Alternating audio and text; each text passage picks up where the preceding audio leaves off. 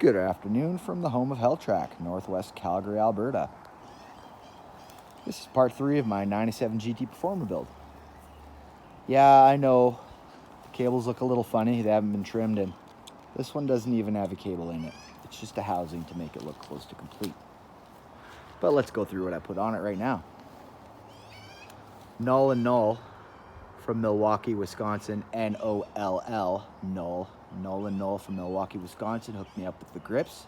Thanks, fellas. I was having a hard time finding regular bright green long necks. They're all XL long necks. Street Mafia BMX. Thanks, fellas.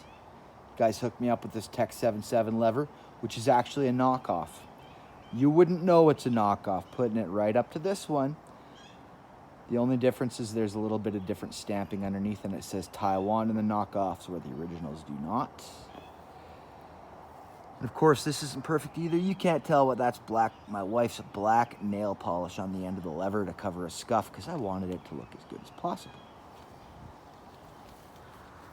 Retro Rain from Australia. If you guys are ever on eBay, Retro Rain from Australia hooked me up with the GT racing saddle.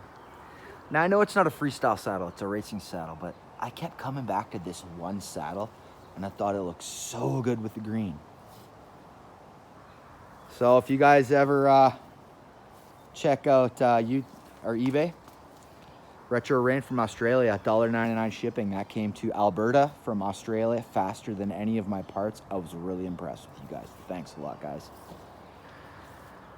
And of course, I got the Tektro caliper. I wanted to run a 990 mount, but I want to keep this thing pretty correct is what I would have ridden back in the day. And I just got those to match these. I thought these Tektros came off an old Dyno Slammer.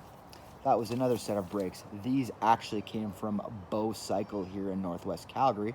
And if you don't know, Bow Cycle is the closest BMX shop to Helltrack. Yep. Rad was filmed in Northwest Calgary, Alberta, and Cochrane, Alberta, my neck of the woods. I am blessed to get to ride those through movie scenes in the summer, and I'm very, very blessed to be here. But it's not ready yet, fellas. It ain't ready yet. Real close. I'm waiting for a bottom bracket from Pork Chop BMX. You guys are killing me. Come on, man. One thing, I did get green brake shoes. These are the Cool Stop Vans brake shoes. I did not get them because they look like little shoes. I actually got them because these ones were cheaper than the conventional brake pads, which is really what I wanted. But either way, if you guys enjoyed my build, I appreciate y'all watching. And yeah. I mean, I'll try to have it up right away. I did say in my last video 3 weeks ago that this is going to be built in 2 weeks.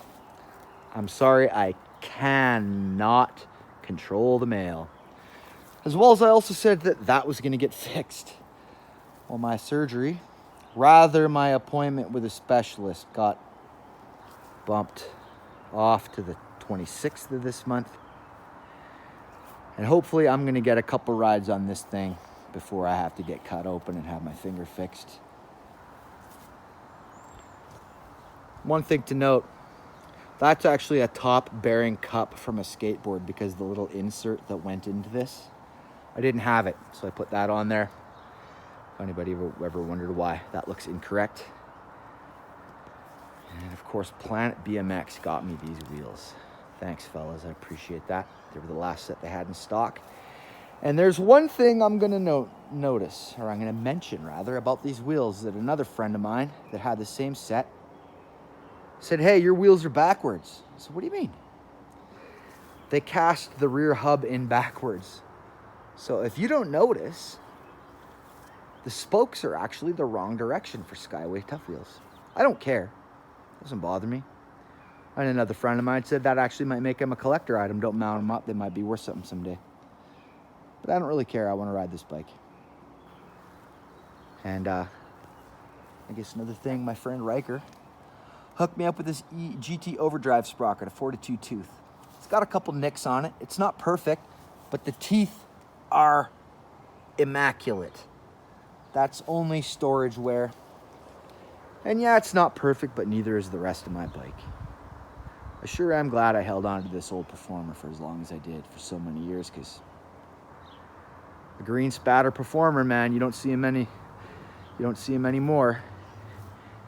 As well as, yeah, it looks a lot nicer in the shiny sun because it's got the glint, but it ain't perfect. I'm gonna see what I can do about getting this paint restored, and all the chips and scratches, I'll get them touched up in black, and then a good hard clear coat put over it, and hopefully that'll be perfect for my bike. But anyways, guys, sorry that the bike's not ready to ride yet, but anybody who watched, you guys were really kind in the comments of my last video, and thanks a lot, man. I mean, I didn't know there's so many guys out there that just cared about these old bikes, man. They're not even that old. Everybody wants the 80s ones, and because I'll be 44 this birthday, I was 16 when this bike was brand new, and this was my day, and I've got way fonder memories with this bike than I would a very, very old Eddie Fiola edition. But I'm not gonna lie, Eddie Fiola is the reason I ride a GT Performer.